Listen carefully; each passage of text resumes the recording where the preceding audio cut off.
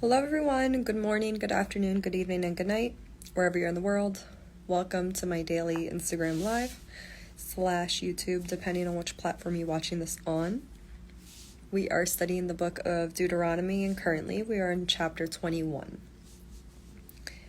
So, for this chapter, I needed to definitely refer to the extended Bible version, in which they provide detailed explanations of what is going on historically from Bible scholars. The reason why I have to refer to that is because reading this myself was very complicated. So I'm also looking at the comment section to clear a few things up. Once we get to the end, we could definitely discuss it together. This was a hard chapter. Okay, so without further ado, let's get started. I'm going to just start with the extended explanations of what I felt like was important. So in verses 11 through 14, it talks about the beautiful woman. And it says, let's see, 11 through 14. Hold on. Okay. Oh, I think I'm missing a page. Hold on. Bear with me. My scrolling through the apps and stuff is kind of hard.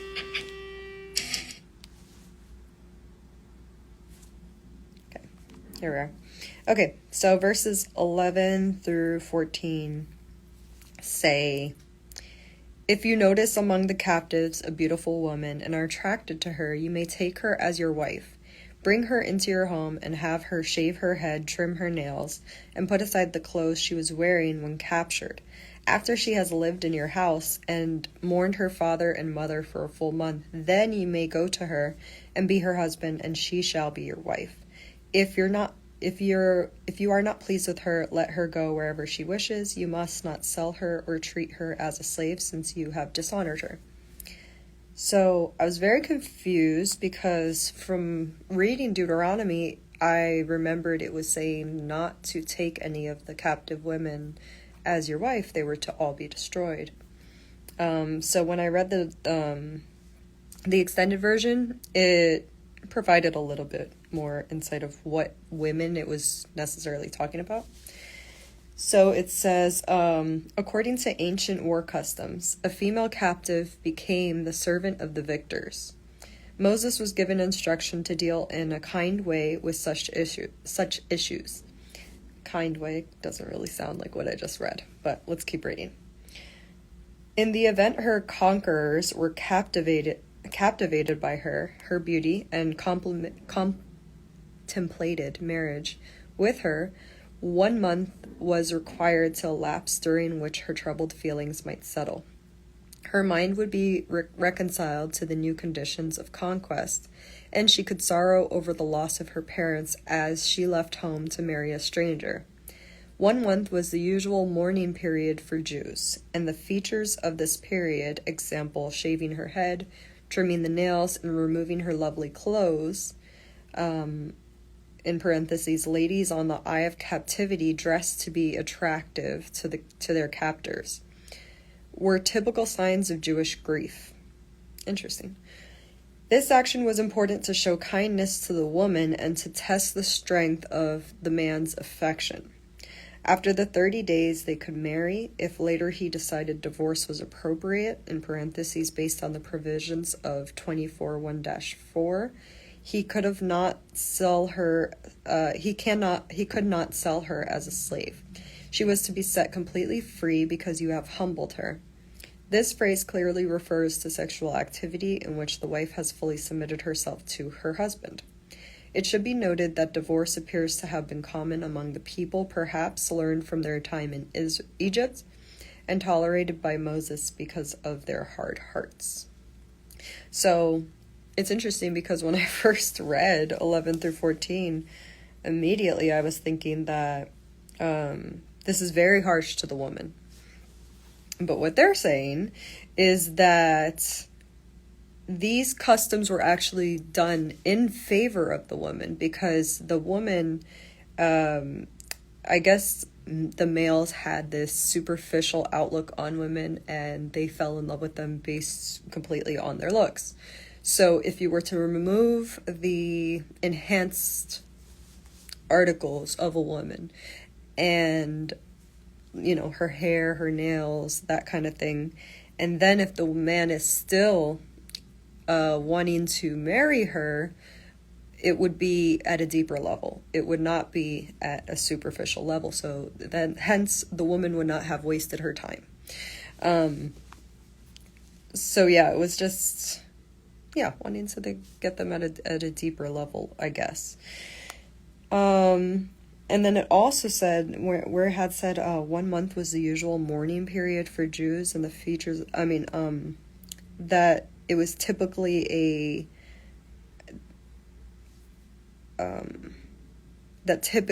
a woman would rely on her attractiveness to catch the eye of her captives during that time of grief. That was like a coping mechanism for the women.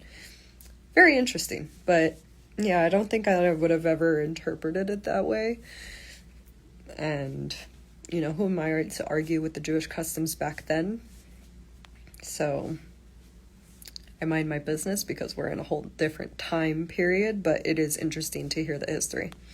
So then, I'm going to move right along to, now it talks about, in 15-17, if a man has 2 wives, the one loved and the other unloved, and both the loved and the unloved have borne him sons, if the firstborn belongs to the unloved, then it shall be in the day he wills what he has to his sons. He cannot make the son of the loved the firstborn before the son of the unloved, who is the firstborn. So basically, you still got to you still got to honor the order in which your sons came, because they were because that son was a representative of your strength as a man. So the firstborns are very honored in the Bible. So in the extended version, it says, where it says has 2 wives, in the original, the words are rendered has had 2 wives, referring to events that have already taken place, which is interesting how just one word missing can completely change the meaning of and the context of how you interpret this Bible. So evidently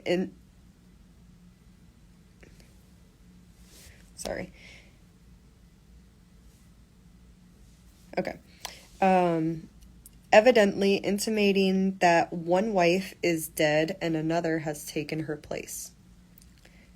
So in his lifetime, he's had 2 wives. They weren't simultaneous. Moses then is not legislating on a polygamous case where a man has 2 wives at the same time, but on that of a man who has married twice in succession. The man may prefer the second wife and be exhorted by her to give his inheritance to one of her sons.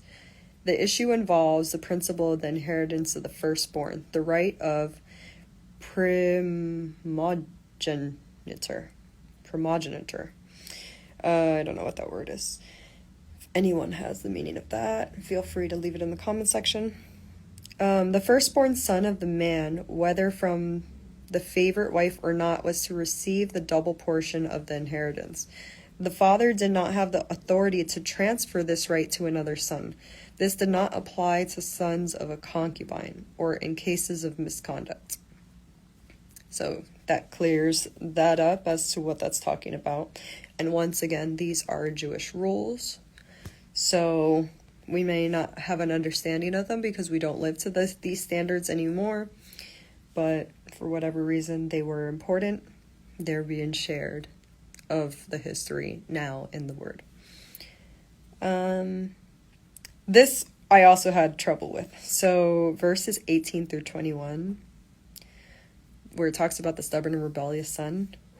I did not want to really understand that because it was very harsh. So let's just read the extended version. So it says, the long-term pattern of rebellion and sin of a child who was incorrigibly disobedient is in view.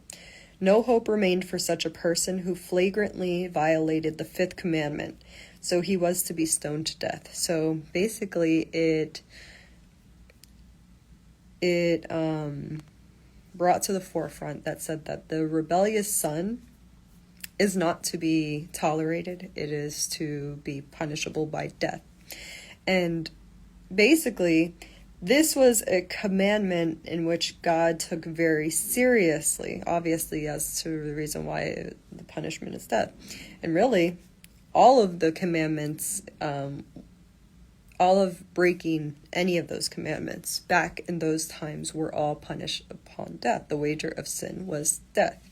So there's no excuse even if it is your very own son.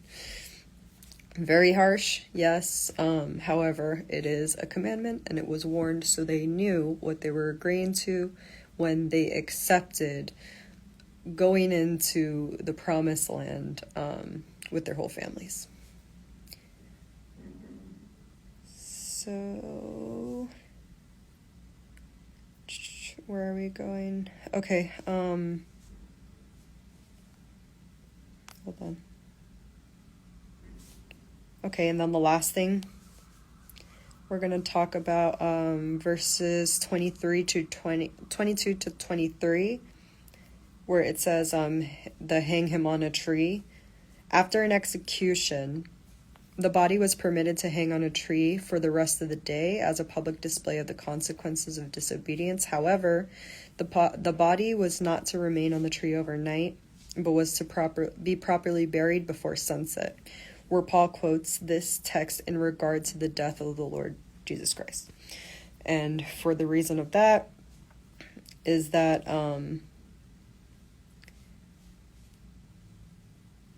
it was to not defile the land. So if you're leaving just a hanging body overnight, although that person may have been hung for a reason, they were punished to death because they had broken one of the commandments or whatnot, or they tried to, kill somebody or whatever. I don't know. They committed a crime. That did not mean that you were supposed to just have them on display, because really that sets a bad tone for the land, and God wanted his land to be very pure, and that is not a sense of having a pure land, of course. So he said, there's rules for it. That body is to be buried. Don't just leave it there. Okay.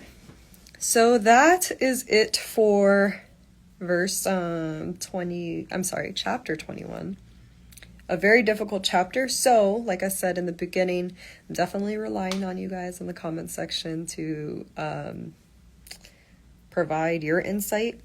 If there's anything that you would like to add, now would be the time. I'm going to be reading the comments.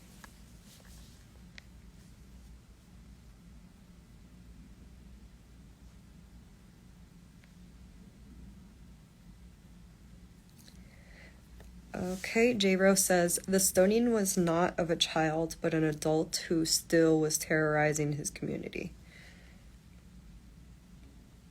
Okay, so, yeah, no, yeah, of course, not a child, for they don't know better. The same exact reason that children were not punished in the beginning of Deuteronomy, as they had said that the adults were the ones that they knew of what they were doing. The children were not punished, and instead they were the only ones that inherited the land because they were children. So these rules are harsh, but obviously they had rhyme and reason. It wasn't like, children that are disobedient when they're 3 years old and they don't know any better are going to be stoned to death because they're disobedient. No. Thanks for clarifying that.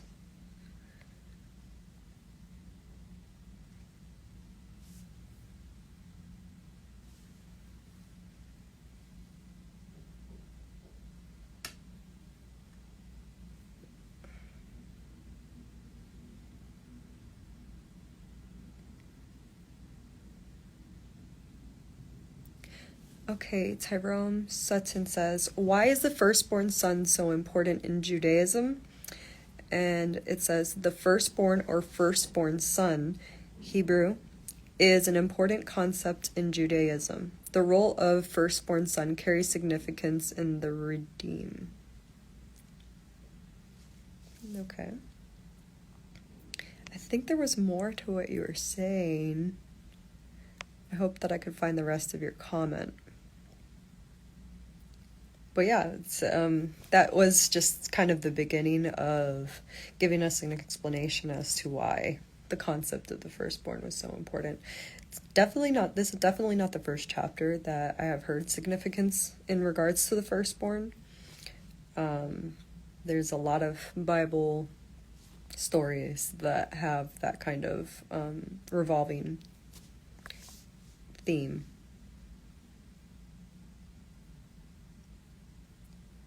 And in this chapter specifically, it really just mentioned that was how a man, or the firstborn was significant to show the man's strength, because having children was kind of like the way that you were viewed as being successful back then.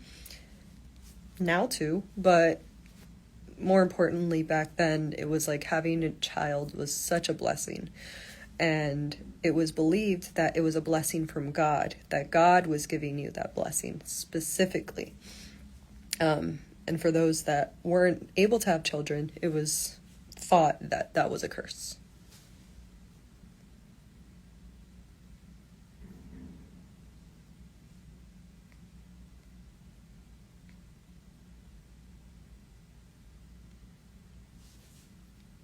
Okay, Jay says, these women that they are referring to that could be married were captives from distant lands. Never could they do that with women who were in the land of Canaan. Absolutely. And that was something that I had to look at the extended version for, because I was looking for that answer. I was like, I know specifically that the women of Canaan were off limits, so which women are they talking about? And I'm glad that that was clarified.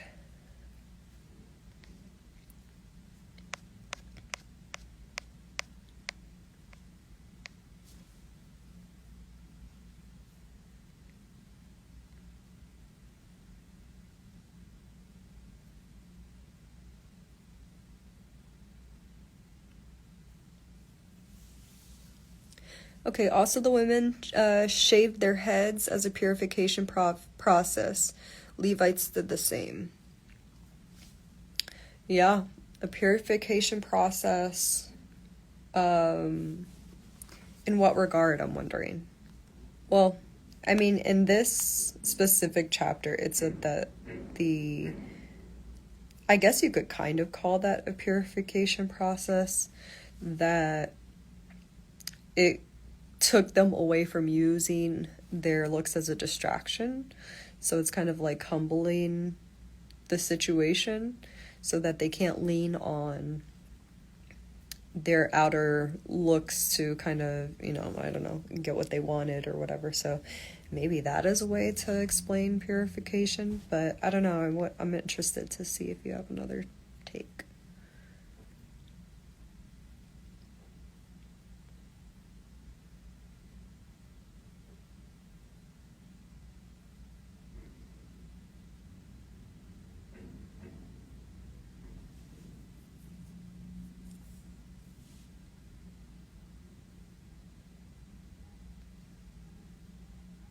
If you don't mind me asking, which version were you reading from?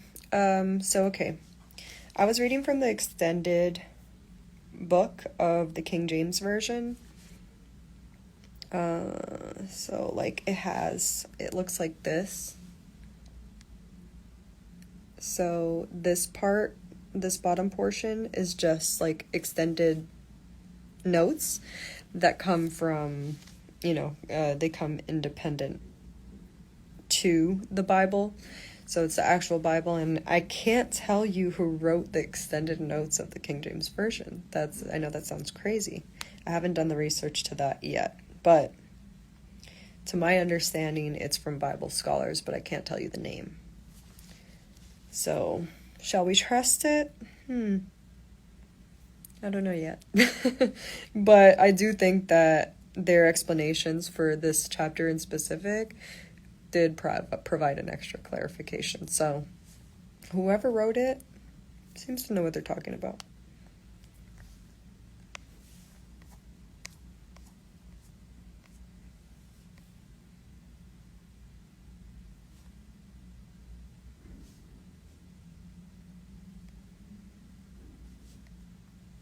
And yes, this is the physical Bible. It's just, I took a picture of it, so that I can have it on my phone. It's just easier to flip through rather than me turning pages. And I took pictures of every single page in the book of Deuteronomy for this specific series.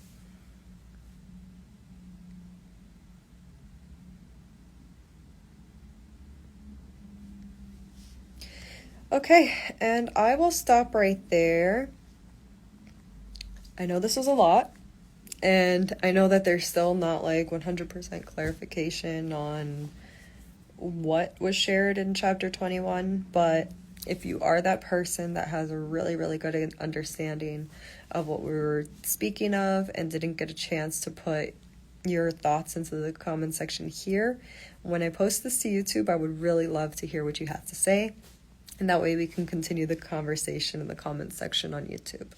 So thank you guys for tuning in, and I will see you tomorrow. Ciao.